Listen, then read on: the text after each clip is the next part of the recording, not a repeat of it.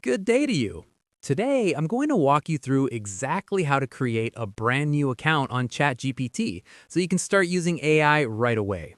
It's a super quick process, so let's dive in. First, open up your web browser and go to chat.openai.com. You can also just search for ChatGPT in Google and click the main result from OpenAI. Once you're on the landing page, you'll see two buttons, Log In and Sign Up. Since we're starting from scratch, go ahead and click Sign Up. You have a few options here. You can enter your email address manually to create a traditional login, or you can choose Continue with Google, Microsoft, or Apple for a faster sign up. If you choose the email route, you'll need to create a password that is at least 12 characters long.